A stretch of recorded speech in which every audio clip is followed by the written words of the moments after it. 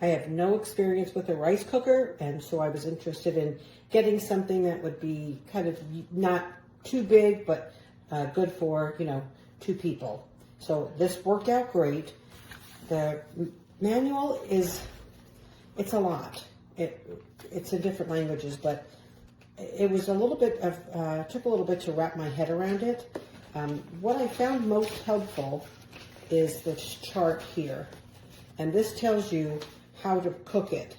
I was cooking a brown rice, and even though the package said to cook it for 50 minutes, like if I was using it on the stovetop, it didn't give any instructions if I was using a rice cooker.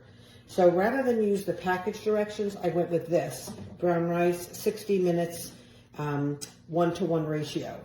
Although, again, the package said 1 cup of rice to 2 cups of water, I followed this, which is a 1-to-1 ratio. The rice came out great. So they want you to use this measurer, but this is only a 3/4 cup. So I'm not sure about that part of it, because it even shows you, you know, how to level it out. I'm making a cup of rice, not 3/4 of a cup. So I don't know why this isn't a cup.